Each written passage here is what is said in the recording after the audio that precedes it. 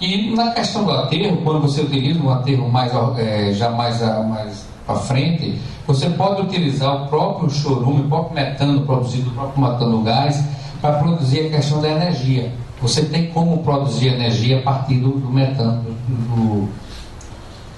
do aterro. Esse aqui é uma foto do nosso aterro, mostrando aqui novas células sendo impermeabilizadas, essa parte preta, né, sendo impermeabilizada, as camadas de lixo depositado, na parte superior ainda está sendo colocado o lixo compactado e fazendo a cobertura do aterro com argila, para justamente proteger. E você vê o esquema do aterro, você vê na faixa preta a sua parte impermeabilizada, o lixo recoberto com argila. O metano pode ser captado para duas coisas: para queima, porque não pode ficar contido, porque ele pode gerar explosão, e para utilização para gerar energia.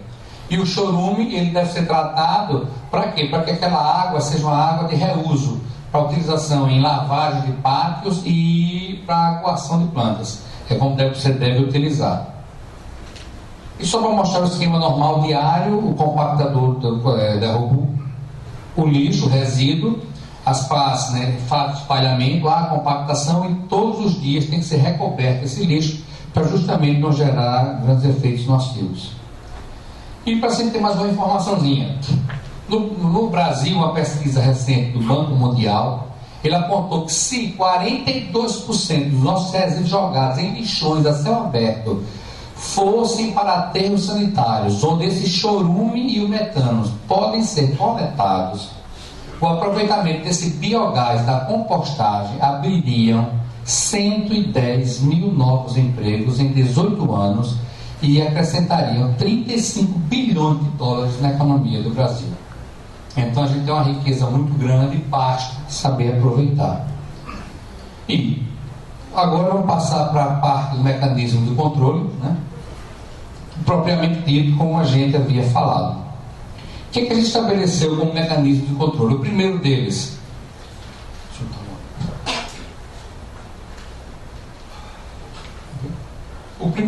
seria o quê? A Política Nacional de Resíduos Sólidos, que eu acho que é a maior vitória que a gente teve nos últimos tempos. Foi através da Lei Federal 12.305 e o regulamento dela foi pela 7404. E o princípio da Política Nacional, ela diz uma coisa muito interessante: o reconhecimento do resíduo sólido, reutilizável e reciclável como um bem econômico e de valor social, gerador de trabalho e renda e promotor da cidadania. E a nossa política dispõe de vários instrumentos, princípios e objetivos. Tem as diretrizes relativas à gestão integrada, ao gerenciamento dos resíduos, incluindo aí os resíduos perigosos. Tem incluída a responsabilidade do gerador do poder público. Ela altera a lei de crimes ambientais de 98, sabendo o seguinte: desde 1980, jogar lixo de forma errada é crime, só que nunca foi levado à petaleta como deveria ser. E além da política, tem também os instrumentos econômicos que são aplicáveis a cada um dos casos. E quais os objetivos principais da nossa política? O que é? Não gerar, reutilizar, reduzir, tratar, reciclar e dispor adequadamente. Então, seja, tudo que fizer de forma consciente e positiva, você vai ter um efeito muito mais interessante. E quais as principais ferramentas que a gente tem na nossa política? A adoção, desenvolvimento e aprimoramento das tecnologias limpas, né, como forma de minimizar esses impactos ambientais. Redução do volume e da periculosidade desses resíduos que são perigosos. A gestão integrada dos resíduos sólidos. O tratamento de disposição final desses resíduos e o incentivo à indústria de reciclagem. E houve uma mudança conceitual muito importante. Antes, rejeitos, resíduos e lixo tinham o mesmo conceito. Hoje não. O resíduo sólido é um material substante objeto, ou bem que descartado, que resulta das nossas atividades, mas que podem ser utilizados. E o rejeito, não. É aquele material que esgotou tudo, que não tem mais como ser reaproveitado. É o resíduo do resíduo. Esse sim vai ser destinado à destinação final adequadamente, ambientalmente adequada. Então, hoje se separou. O rejeito é o que não há possibilidade de recuperação. E dentro da política surgiu novos desafios. Para onde? Para o poder público, para as empresas, para os catadores e para a própria população. Em relação ao poder público, o que é que ele fala? Que o poder público é o setor empresarial e a coletividade são responsáveis pela efetividade das ações voltadas para assegurar a observância da política nacional dos resíduos sólidos, que no âmbito da responsabilidade compartilhada pelo ciclo de vida dos produtos, cabe ao titular dos serviços públicos de limpeza urbana adotar procedimentos para reaproveitar os resíduos sólidos reutilizáveis e recicláveis, estabelecer esse sistema de coleta seletiva, dar disposição final ambientalmente adequada a esses rejeitos. Na realidade, seria mais coleta seletiva e muito menos lixões. Os municípios são obrigados a quê? São obrigados a tratar os resíduos de forma mais criteriosa e mais responsável. Os municípios têm que fazer parte do novo conceito, do que é do gerenciamento integrado desse lixo. Ele tem que envolver soluções que envolvam a reciclagem, a disposição dos rejeitos em aterros que seguem critérios ambientais. E só para ter uma noção, na questão de informações, em 94 só tínhamos 81 municípios que faziam a coleta seletiva e em 2010, pelo dado do SEMPRE, 443 municípios. E a destinação final do lixo, 13% compostagem e reciclagem e 87% para aterros ou lixões. E o que muda com a lei em relação ao poder público? Antes, falta de prioridade para o lixo urbano. Hoje, municípios farão um plano de metas sobre resíduos com participação de catadores. Antes, existência de lixões na maioria dos municípios. Hoje, os lixões precisam ser erradicados em 4 anos. Detalhe, esse prazo se esgotou em agosto de 2014. Os municípios continuam sendo multados. Embora tenha saído agora, dia 1º de julho, um projeto de lei do Senado, que eu vou citar um pouquinho para frente, onde ele quer ampliar esses prazos, não se seguiu o procedimento na Câmara, as votações necessárias, não está valendo ainda. Então os municípios continuam no Brasil todo sendo multados pelo não cumprimento da extinção dos lixões e da execução dos planos de gerenciamento. Resíduo orgânico sem aproveitamento. Antes, hoje, as prefeituras passam a fazer a compostagem e a utilizar esse material até na própria adubação das praças públicas, das vias públicas. Antes, a coleta seletiva era cara e ineficiente. Hoje, é obrigatório controlar os custos e medir a qualidade desse serviço. Em relação aos catadores, são princípios da Política Nacional de Resíduos Sólidos a integração dos catadores de materiais reutilizáveis e recicláveis nas ações que envolvam a responsabilidade compartilhada pelo ciclo de vida dos produtos. E o titular dos serviços públicos de limpeza urbana e de manejo de resíduos sólidos priorizará o quê? A organização e funcionamento de cooperativas e de outras formas de associação de catadores, formadas por pessoas físicas de baixa renda com a sua contratação. Então, a reciclagem é o quê? É um elemento para a inclusão social. Vai ser o trabalho do catador, tem que ser um trabalho valorizado como agente formal na execução desse serviço, né? E quais são os benefícios principais? É geração de renda, é qualidade do material separado para o lixo, né? E a lei nacional, por nacional, reforça o quê? Sempre o viés social da reciclagem, com a participação dos catadores, organizados em cooperativas ou em associações, né?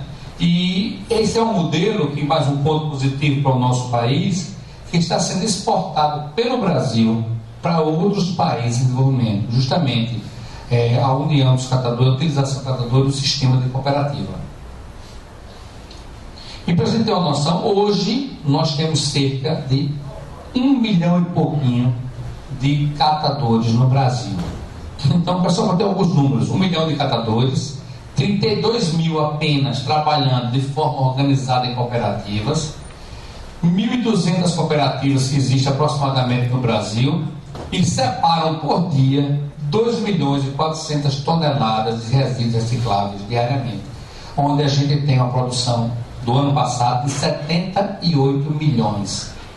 É ainda muito pouco, ainda existe uma margem muito grande de ganho dentro disso. E o que muda com a lei? Antes, exploração por atravessadores e risco à saúde. Para vocês terem uma noção, o preço do ferro que eles catam é pago 3 entre 5 centavos por quilo de ferro. Então imagine o montante que eles têm que carregar para que possam render alguma coisa. Hoje o que é mais caro é cobre e alumínio, varia entre 8 e 20 reais o quilo. Por isso se busca tantas latas e outros fios e outros materiais, que termina gerando um outro problema. A informalidade haveria antes, hoje as cooperativas são contratadas pelos municípios para coleta e reciclagem. Antes, problemas de qualidade e quantidade dos materiais. Com a aplicação, o que acontece hoje? Aumenta a quantidade e melhora a qualidade da matéria-prima reciclada. Antes, a falta de qualificação e visão de mercado, e hoje, trabalhadores são treinados e capacitados para ampliar essa produção. Ou seja, é haver realmente uma capacitação e trazer esse trabalhador para resgatando ele de forma social. Como já me pediram ali, vamos dar uma paradinha para a gente tomar água e um coffee break aí fora, e daqui a 20 minutos a gente retorna.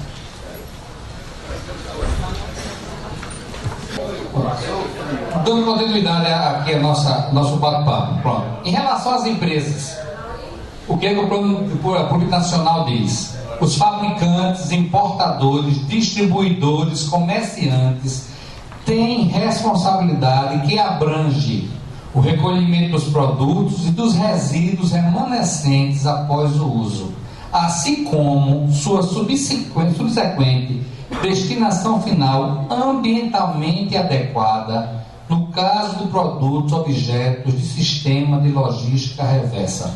O sistema de logística reversa é assim: quem produz, recolhe e dá a destinação adequada. A exemplo de pilhas, baterias, lâmpadas, pneus, cartuchos de impressora, entre outras coisas que tem essa logística. E além de que as embalagens devem ser fabricadas com materiais que propiciem a reutilização ou a reciclagem. A exemplo do plástico biodegradável, né, que é feito com o bagaço da cana-de-açúcar, que realmente ele já não agride o ambiente, já tem uma destinação melhor.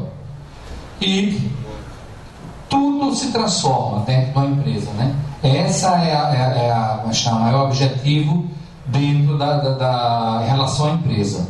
Avançam o quê? As ações de logística reversa, é a responsabilização de quem produz. As embalagens de produtos eletroeletrônicos são recolhidos após o consumo pela população para o retorno como matéria-prima à produção industrial. Alguns dados só para a gente ter noção: 80% de todo o lixo eletroeletrônico dos Estados Unidos é exportado para a China. E lá é feito o quê? É aproveitamento de materiais por derretimento, né, do material, e saiba que recolhem desse material ouro, prata, níquel, cobre, só dos materiais eletroeletrônicos. Então, os Estados Unidos, em relação aos outros países, uma única informação: no Brasil, a gente produz em média 4 toneladas de dióxido de carbono na nossa vida durante um ano, em tudo que a gente faz, em tudo que a gente consome. Os Estados Unidos produz, cada habitante, 20 toneladas de dióxido de carbono.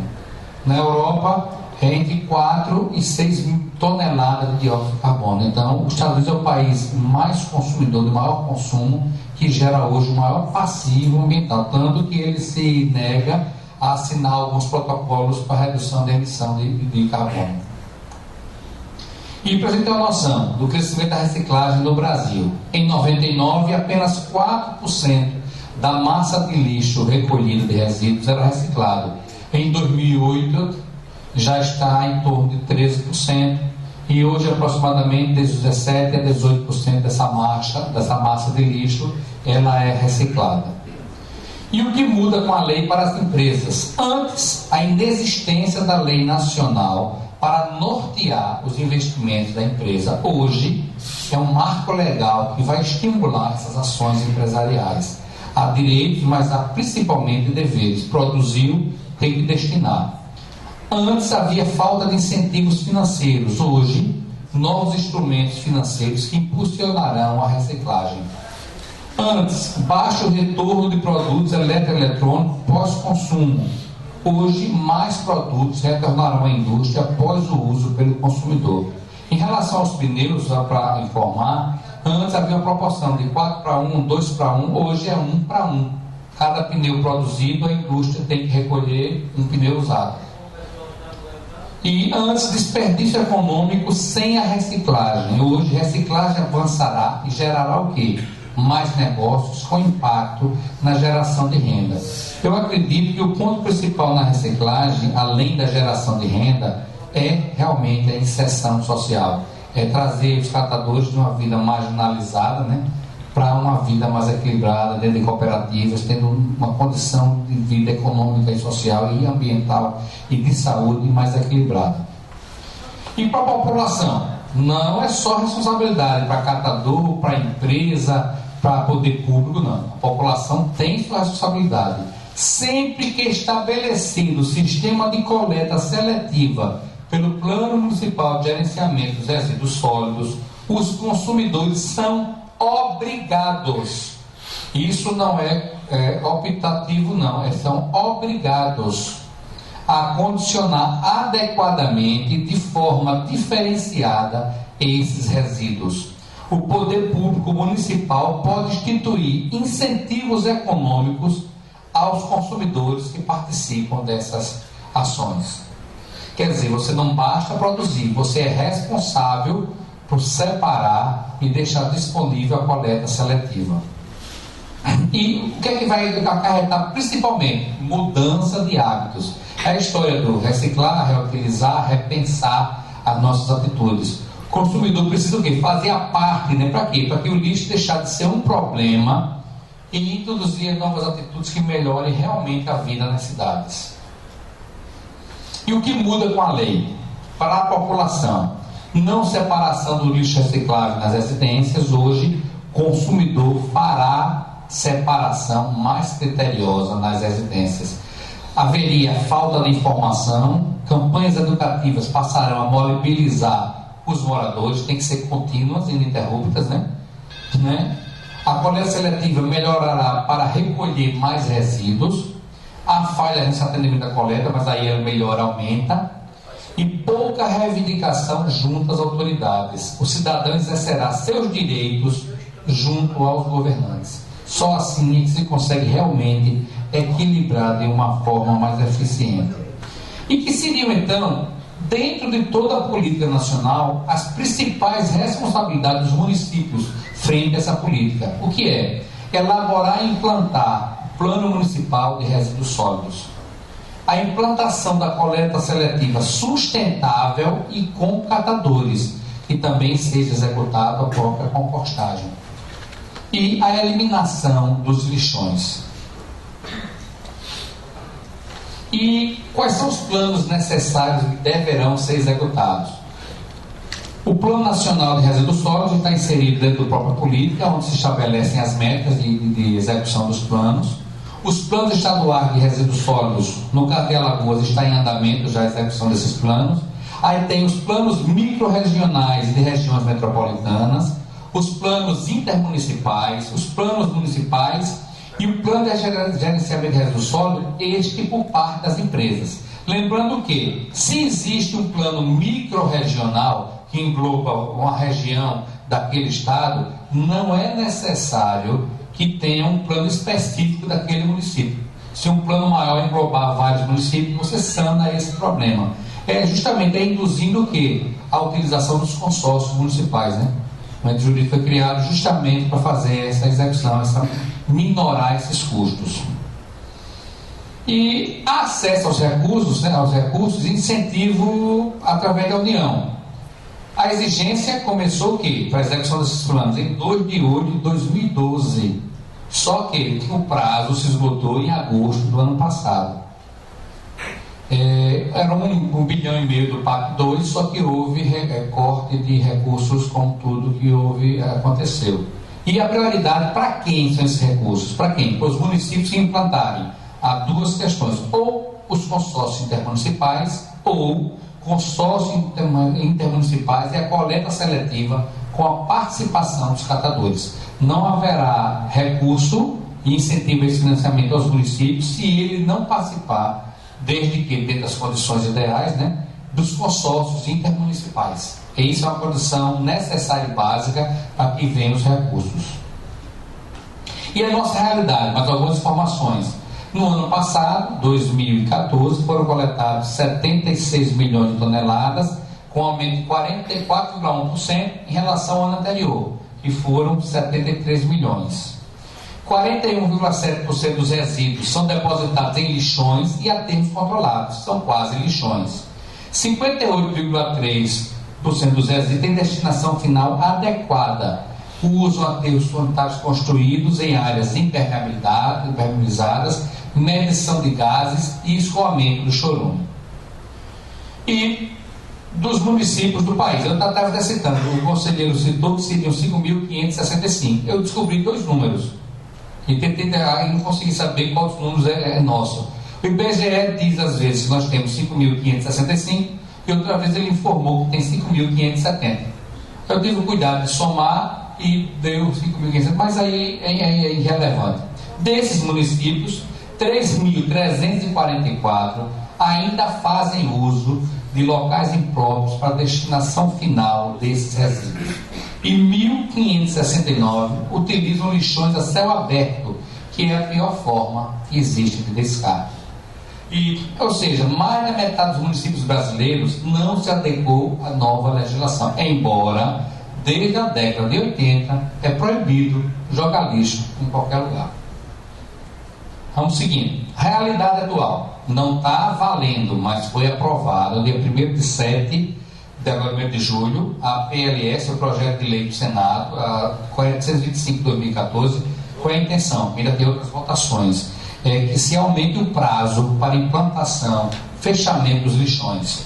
Então, seja capitais de estado, municípios integrantes da região metropolitana, região integrada de desenvolvimento de capitais, até julho de 2018. Município de fronteira, ou seja, aqueles que estão próximos de fronteira até 20 quilômetros, né? E que contam com mais de 100 mil habitantes, 2019. Municípios que têm de 50 e 100 mil, 2020. E menos de 50 mil habitantes, 31 de julho de 2021. E a emenda que foi aprovada no Senado, mas ainda não está valendo. São os planos estaduais e os planos municipais. Eles fazem o seguinte: superior a 50 mil até 31 de julho de 2017 e inferior a 50 mil até 31 de julho de 2018. Essa é a intenção, mas o próprio Ministério do Meio Ambiente ele é contrário a isso, porque senão há sempre a postergação dos prazos a serem cumpridos. Embora a gente entende que a manutenção de um aterro é algo muito dispendioso para pequenos municípios, é algo difícil e complicado. E quais são as dificuldades principais, quais são os gargalos para o fim do lixão? Primeiro, a logística reversa. Então é preciso um grande grupo, uma grande rede de fiscalização para ver e orientar esses fabricantes, né, importadores, os comerciantes, a planejar e financiar a coleta do material que fizeram circular. Outra dificuldade, a falta de capacidade técnica nos municípios, de respaldo dos estados e hoje, principalmente, de financiamento, com todos os cortes que foram feitos. E acho que o principal problema realmente é a falta, às vezes, de iniciativa política de cada um desses municípios, que nunca colocam a questão do lixo, do resíduo sólido, como função prioritária. Sempre é outra coisa. Não, depois a gente vai colocando lá naquele buraco, vai enchendo. Sempre acontece dessa forma. E esse seria o levantamento desses custos de implantação desses aterros, justamente para a pessoa ter uma noção, por tonelada de resíduo exposto e por habitante. Até 20 mil habitantes, veja como há uma diminuição. Vou falar pelo custo de implantação por tonelada, R$ 29,96 por habitante. 40 mil habitantes, baixa para 20,87. 110 mil habitantes, R$ 11,16 por habitante. Aí eu fiz um contraponto, levantei alguns municípios para a gente ter uma noção qual seria o custo de implantação por habitante. Eu escolhi Porto Real do Colégio em Alagoas, em torno dos 20 mil habitantes. Ele ia gastar 600 mil por ano para manter esse aterro, 4,5% do FPM. Simão Dias, no Sergipe, 40 mil habitantes, em torno de 40 mil, também gastaria em torno de 4,5%, 4,6% do FPM, né? E Eunápolis, na Bahia, que é uma cidade já maior, com mais de 110 mil habitantes. Ele vai gastar 3,5% do FPM dele em manter esse aterro. Você vê o seguinte, para quem recebe por ano 13 milhões, 4,5% é um significado muito maior do que daquele que recebe 35 milhões e gasta um pouco menos. Então, para as cidades pequenas é inviável ter um aterro sanitário. E a operação desse aterro, o levantamento que foi feito, para 2.500 habitantes numa cidade, o custo da tonelada vai ser R$ 1.005. Para 5 mil habitantes, baixa para R$ 508. E para 110 mil habitantes, o custo da tonelada é R$ 28,99 para a operação desse aterro, a operação do aterro. Então, quer dizer, você veja como baixa o custo em relação à quantidade dos habitantes. Aí fiz o mesmo parâmetro, aí escolhi a cidade de Estrela d'Alva, em Minas Gerais, com 2 mil habitantes, né? Vai gastar em torno de 7% do FPM para manter o seu aterro, e na maior, Ribeirão Pires, em São Paulo, que vai gastar 2% do seu FPM para manter esse aterro. 7% para uma cidade pequena, muito mais impactante e significativo do que para uma cidade bem maior, que se dilui dentro dos custos. E qual é o principal entrave para a implantação do aterro? Economicidade. Porque um aterro só possui economicidade, de acordo com estudos do Ministério do Meio Ambiente, para cidades que têm mais de 100 mil habitantes. Ou seja, ou uma cidade ou um consórcio de cidades. Abaixo disso é prejuízo. Não tem como ser mantido um aterro sanitário. Aterro pequeno não tem sustentabilidade, pois precisa o quê para ser operacionalizado? Tem que ter uma equipe técnica permanente, cuja manutenção por um único município de pequeno porte torna-se inviável. Além do que, você precisa no mínimo uma caçamba, um trator de esteiro para compactar, uma pá para espalhar. Como uma cidade pequena pode ter esses equipamentos destinados integralmente a um aterro, se às vezes não tem nem equipamento desse para fazer o serviço geral na cidade? E um outro dado que me deixou bastante alarmado: 90% dos recursos repassados em 2010 para a construção de aterros pelo Ministério do Meio Ambiente foram perdidos, na medida em que esses aterros financiados acabaram retornando a condições de lixões. Consegue o recurso, se constrói o aterro, mas não tem recurso para manter o aterro. Então, eu fiquei realmente assustado. 90% de todo o recurso de 2010 foi utilizado, foi perdido. Vamos seguir. E quais são os principais, dentro do histórico de sucesso na realização da implementação do aterro, quais são os principais motivos? Uma escala inadequada dos empreendimentos. Municípios pequenos não calcula da forma ideal, não tem como manter. Incapacidade operacional, não existe pessoas capacitadas tecnicamente para gerenciar esse aterro.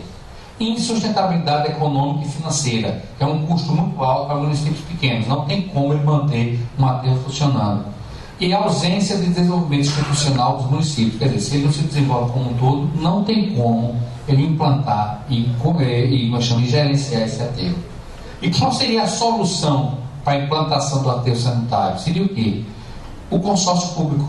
Essa é a solução, que é o ente jurídico, né? Foi criado, e que pode ser o quê? Esse consórcio público pode ser utilizado para quê? Para tratamento ou disposição final desses resíduos. Existem consórcios que são feitos entre os municípios, e existem consórcios que são feitos entre estados diferentes, entre cidades e estados diferentes.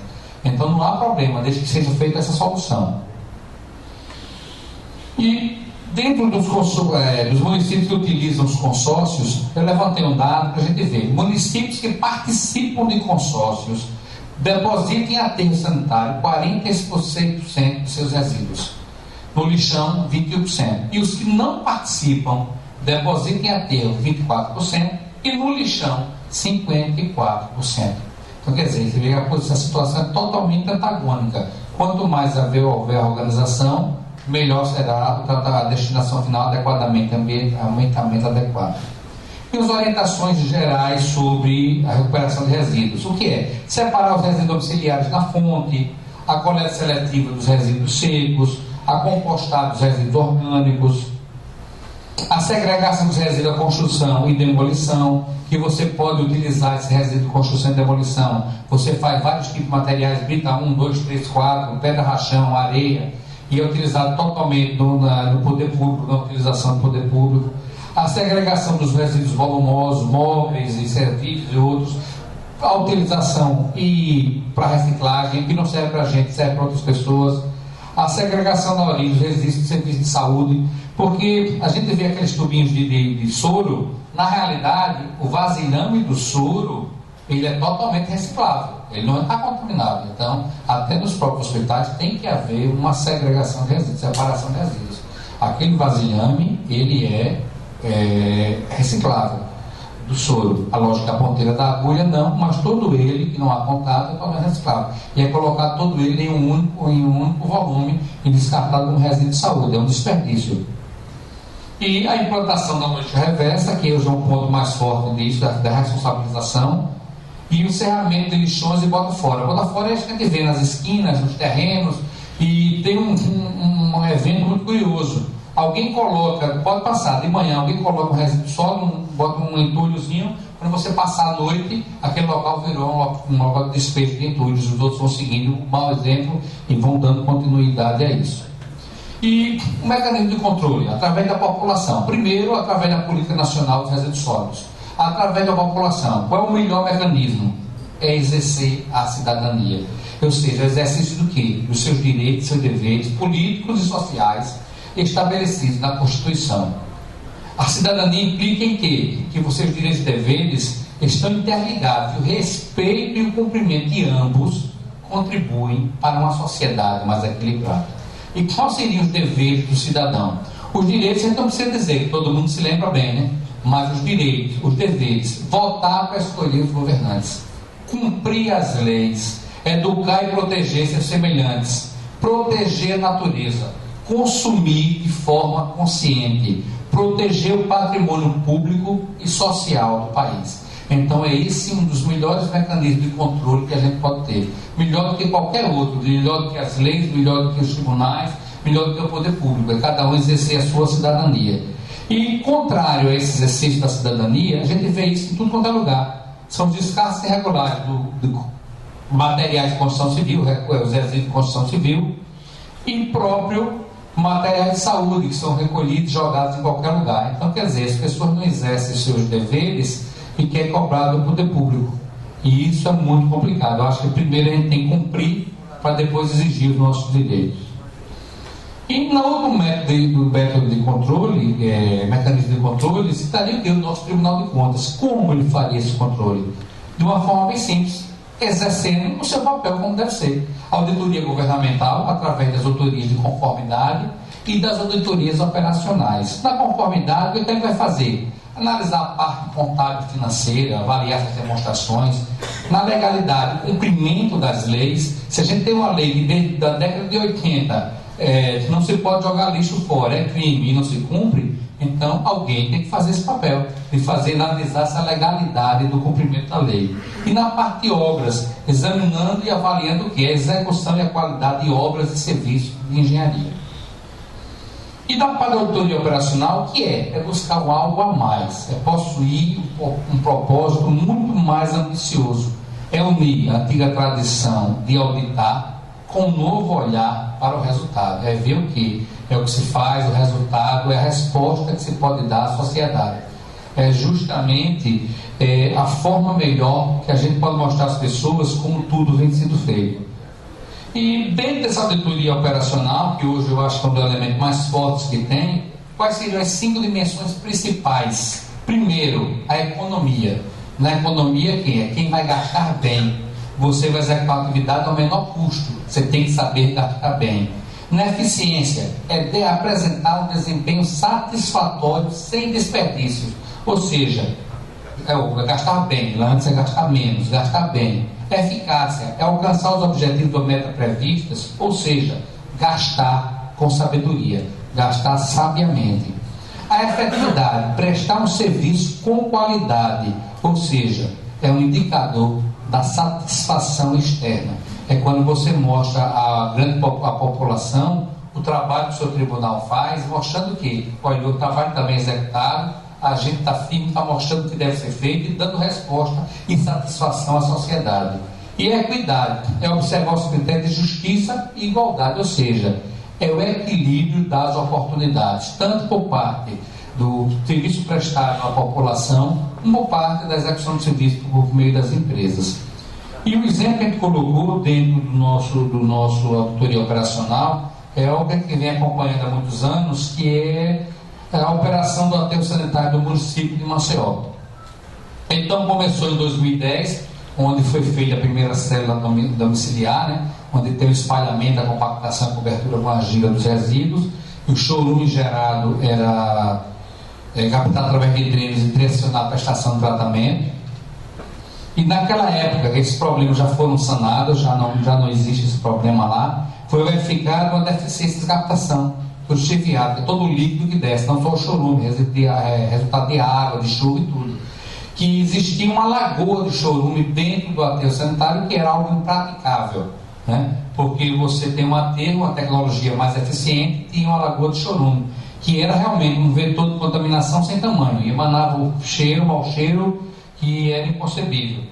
E como eles utilizavam os tanques pulmões e acumulado chorume, né? Só que a gente localizou que também dentro dessa operação que havia água parada com larvas de mosquito. Então é toda uma operação que a gente tem que verificar detalhadamente. Verificou o tanque pulmão, que havia fissuras nesses tanques pulmões, havia possibilidade de vazamento de chorume, consequente contaminação do solo. Havia a utilização indevida de material não adequado para se fazer os drenos, por questão da economia à época, acredito eu, que se utilizava como material drenante madeira e pneus, quando você tem que estar utilizando brita para fazer esses drenos. Hoje é feito só com britas.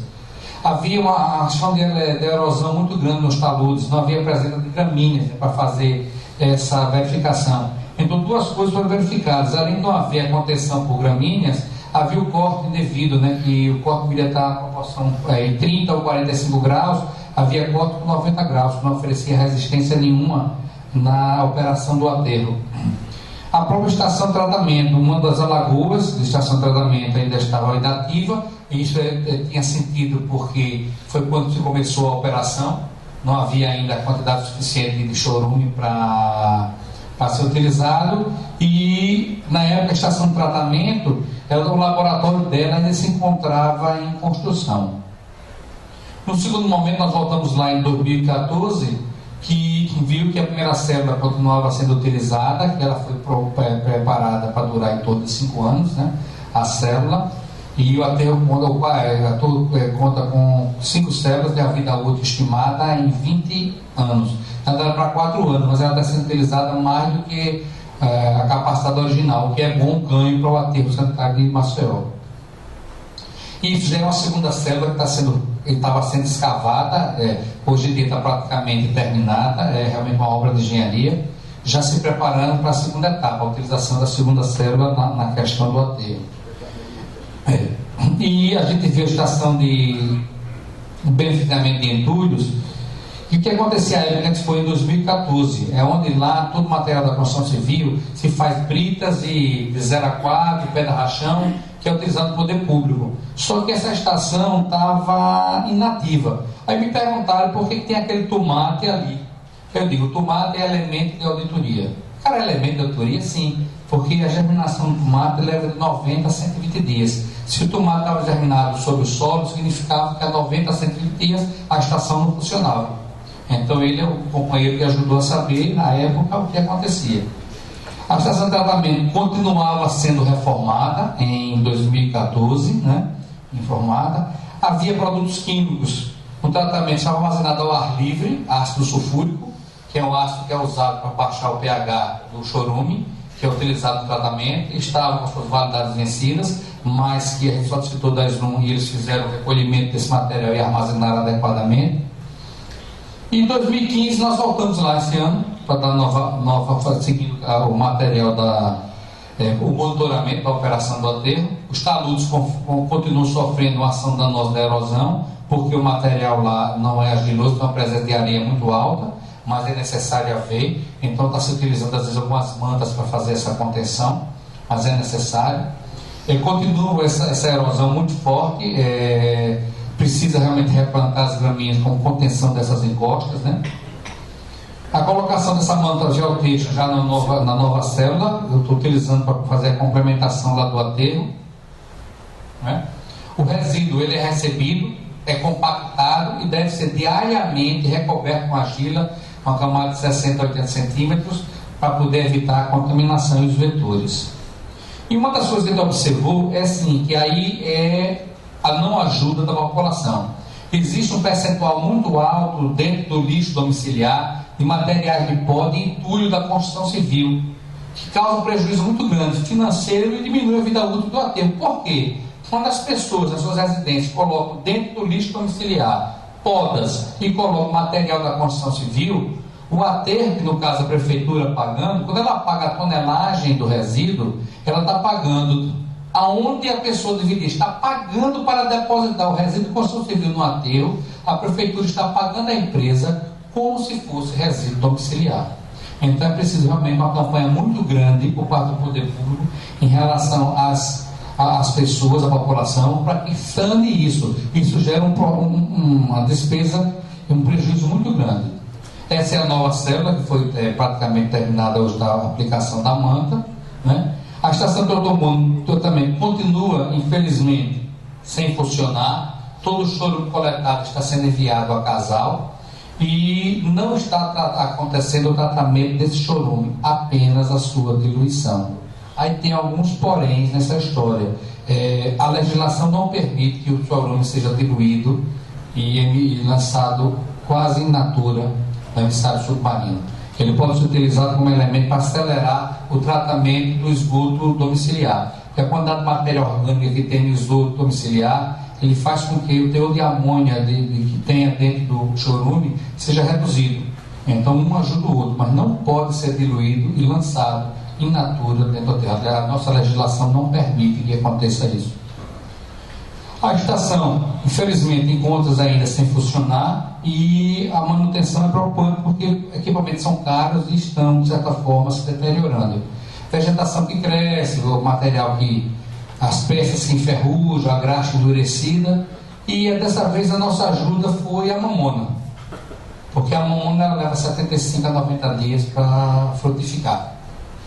E como ela leva, já existia lá, então mais 75 a 90 dias, que a nossa estação, infelizmente, está sem funcionar. E a gente, depois de sair, tem que citar um caso de sucesso que acontece no Brasil, que a gente pode citar e ver que há bons exemplos. Que seria o quê? Curitiba, que é o exemplo da cidade de Curitiba, que se chama Câmbio Verde. O histórico dela começa assim. Em 89, se estabeleceu um programa da troca de lixo, que era lixo orgânico, por vale transporte. Só que em 91 houve uma super safra de recolho na região metropolitana de Curitiba. Então o vale transporte foi substituído pela troca por alimentos. E se incluiu o quê? O lixo reciclável nessa permuta, que originou o quê? O programa Câmbio Verde.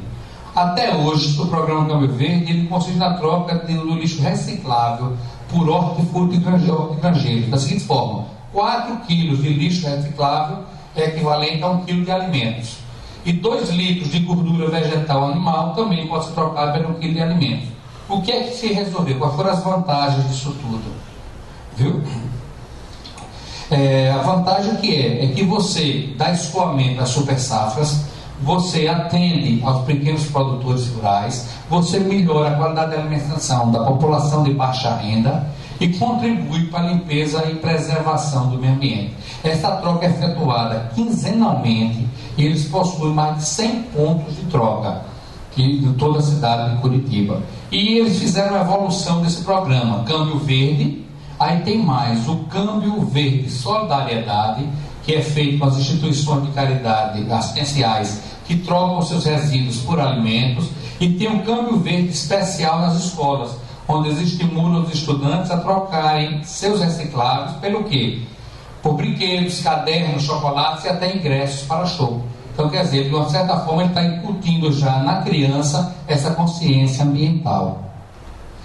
E, por fim, que eu confesso que depresse muito, seria uma sugestão para todos os nossos tribunais de contas, que eles participassem dessa agenda ambiental na administração pública.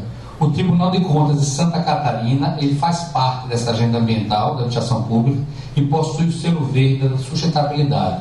Por que isso? Porque é o seguinte, a administração pública é um grande consumidor de bens e recursos naturais. E ele tem um papel estratégico para quê? Para estimular a produção e a disponibilidade de produtos que sejam mais sustentáveis. Inclusive, dentro da Política Nacional de Resíduos Sólidos, um dos objetivos é o quê? Que a aquisição e contratações governamentais devem ter um correto gerenciamento. É um dos objetivos do próprio Política Nacional de Resíduos Sólidos. E o que é essa A3P? É um programa que visa implantar dentro dos órgãos públicos ou órgãos privados, isso não é limitado, a responsabilidade socioambiental nas atividades administrativas e operacionais da administração pública. E onde ocorre e como se participar dessa agenda ambiental? Ela pode ser aplicada a todas as esferas, Estado executivo, legislativo, judiciário, esfera de governo municipal, federal, e não é limitado a seu modelo de gestão, não é limitado a ser usado apenas ao poder público. Os segmentos de sociedade, todos eles que tiverem intenção, podem participar dessa agenda ambiental. E como é que se participa? Através de duas formas. Os órgãos interessados em implementar essa A3P, ela faz um termo de adesão junto ao Ministério do Meio Ambiente, ou através do cadastro na rede, que é onde você vê uma rede onde tem instruções, orientações técnicas, toda a parte que você deve utilizar para participar dessa agenda ambiental. E quais são os objetivos dessa agenda? Primeiro, sensibilizar os gestores para as questões socioambientais, estimular a incorporação de critérios para a gestão social e ambiental nas atividades públicas, promover a economia de recursos naturais e redução dos gastos institucionais, contribuir para a revisão dos padrões de produção e consumo e na adoção de novos referenciais de sustentabilidade no âmbito da administração pública. E quais são os eixos temáticos que a A3P utiliza? 1. O uso racional dos recursos naturais e bens públicos. 2. Gestão adequada dos resíduos gerados. 3. Qualidade de vida no ambiente de trabalho. 4. Sensibilização e capacitação dos servidores. 5. A realização de licitações sustentáveis. E dentro desse A3P, eles usam 5 premissas. Primeiro, repensar. Você tem que fazer o quê? Uma análise do padrão de consumo da instituição e verificar se todos os produtos adquiridos e ou consumidos são realmente essenciais. 2. Reduzir. Buscar melhoria no processo de compra e na realização das atividades diárias, de maneira a reduzir o consumo.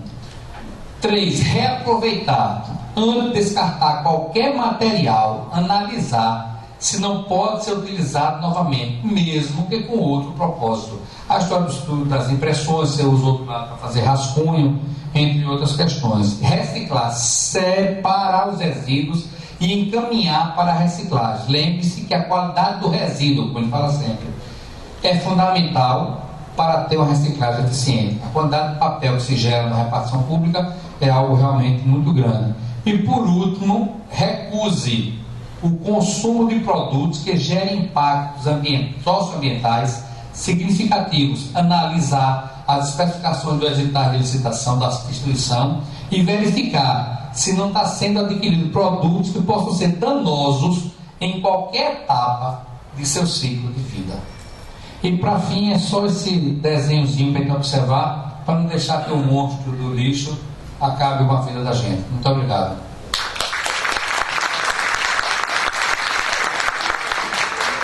Agradecemos a presença de todos, em especial ao presidente do Instituto Rui Barbosa, Sebastião Elvésio, e ao palestrante Bergson de Mendonça Vasconcelos por tão excelente explanação.